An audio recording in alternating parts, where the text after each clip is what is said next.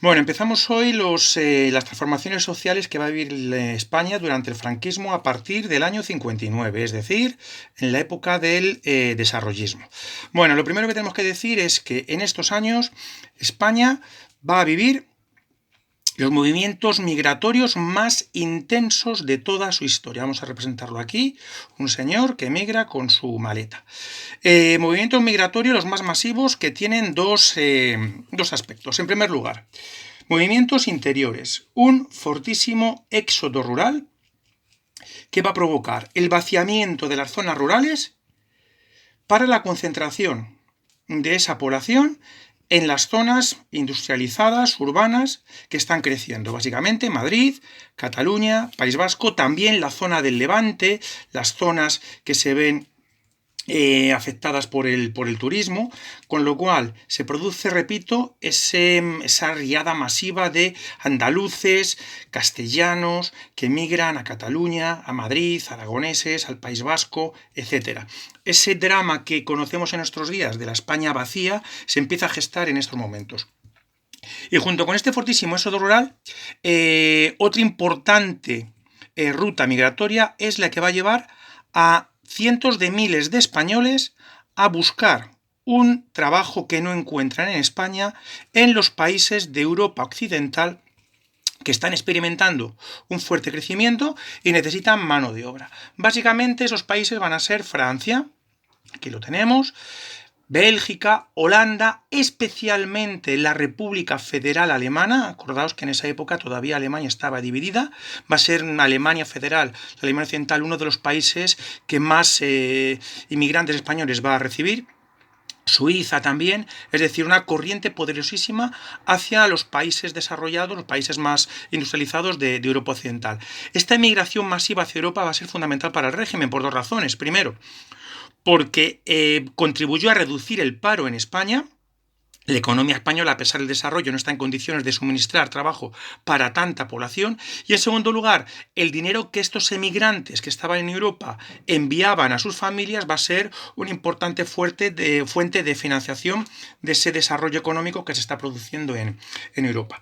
Bueno, en primer lugar, movimientos migratorios. En segundo lugar, la sociedad española va a experimentar una importante modernización a lo largo de los años 60. Esa modernización se va a ver en varios aspectos. En primer lugar, desde el punto de vista ocupacional.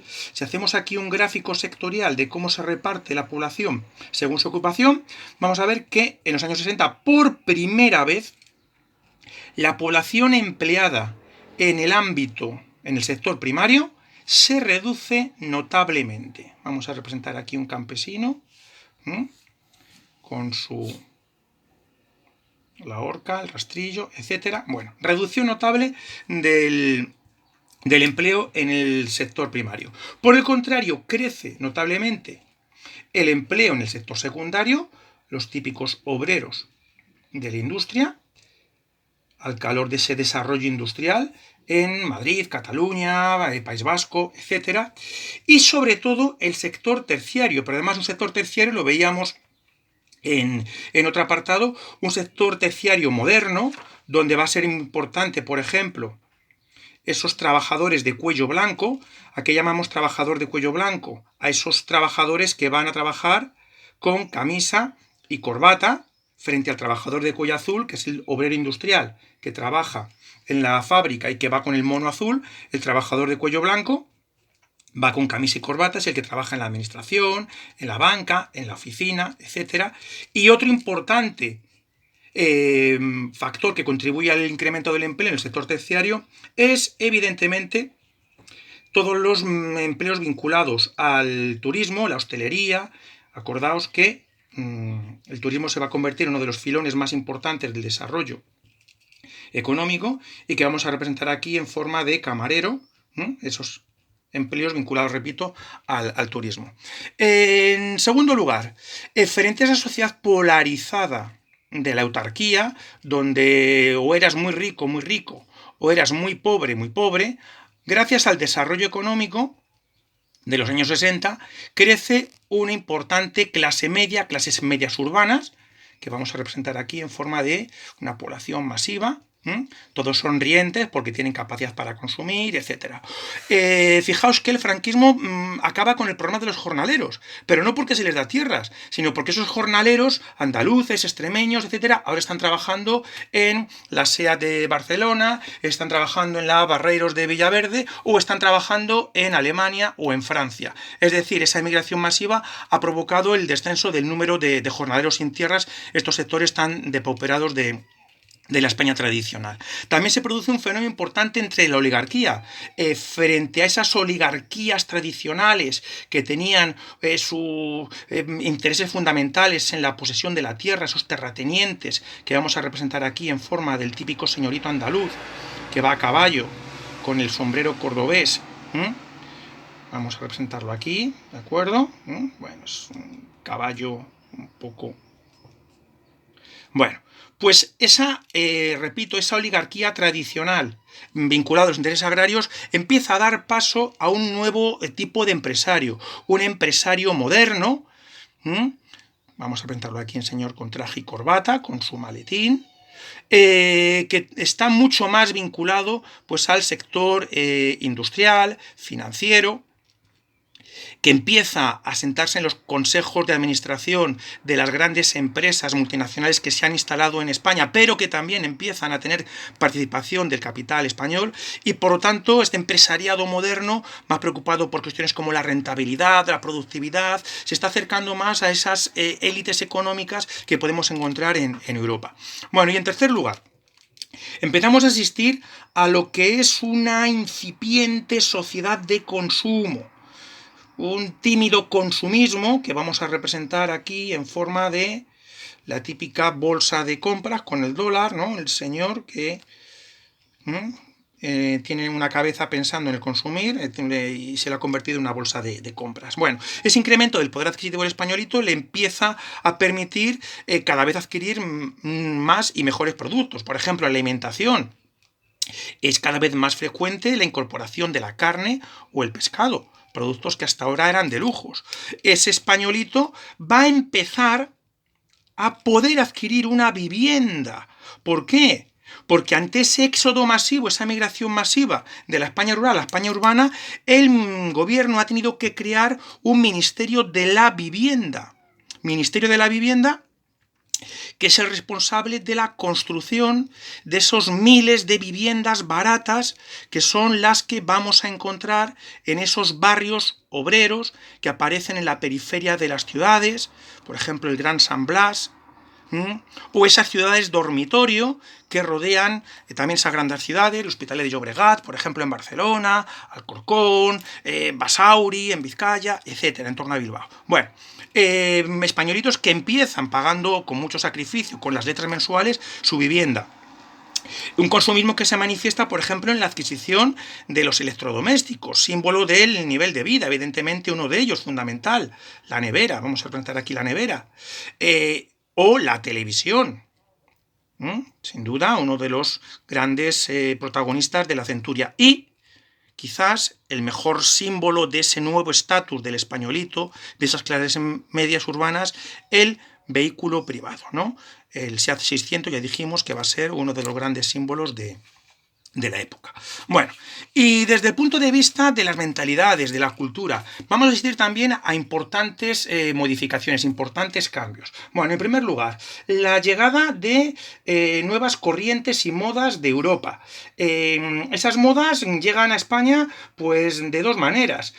Por una parte, por esos emigrantes que han ido a Europa y que cuando llegan las vacaciones vienen a España y aquí cuentan pues que en Europa la gente vota, que hay sindicatos libres, que la gente puede hacer huelga, etcétera, ¿no? Pero otro de los vectores a través de los cuales entra esa moda europea son los turistas. Y lo he representado aquí en quizá pues uno de los símbolos de esa entrada de modas nuevas, el bikini. Bueno, vosotros pensad cuando empiezan a llegar esas alemanas, esas suecas a nuestras playas y empiezan a lucir el bikini. una prenda de vestir que atentaba contra esa rígida, férrea moral católica que hemos visto de la España de la autarquía. Bueno, se dio el caso, y esto es cierto, en algún pueblo, ¿no? Pues las mujeres vieron escandalizadas como sus maridos estaban ahí ocultos tras unos setos viendo a aquellas suecas, alemanas, francesas en bikini, y las mujeres enfadadas bajaron a la playa a echar con palos a aquellas guarras indecentes que venían allí a perturbar las plácidas tradiciones españolas. Bueno, el régimen se encuentra ante un verdadero dilema. ¿Qué hacemos? ¿Censuramos la nueva prenda de vestir y de esa manera bloqueamos la llegada de los turistas? Pero estos turistas traen muchas divisas. ¿Qué hacemos?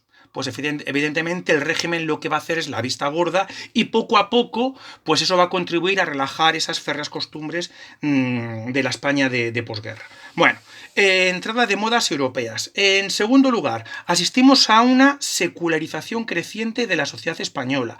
¿Qué quiere decir eso de secularización? Pues que esta sociedad está cada vez menos influida por la Iglesia. Y hay un ejemplo muy claro que lo pone. Cuando llega el domingo, ese españolito de a pie que tiene su coche, ¿qué hace? ¿Va a misa o se va a comer la tortilla al campo? Pues evidentemente cada vez hay más españolitos que empiezan a valorar un tipo de patrones, de modelos de consumo muy alejados de esa rígida mentalidad católica y conservadora. Una secularización importante, por lo tanto, de la sociedad española. Bueno, en siguiente lugar, otro importante fenómeno. Asistimos a un creciente individualismo, algo en lo que influye mucho pues, los nuevos patrones de vida asociados a este desarrollismo y este creciente consumismo. Lo vamos a representar aquí en forma de ese españolito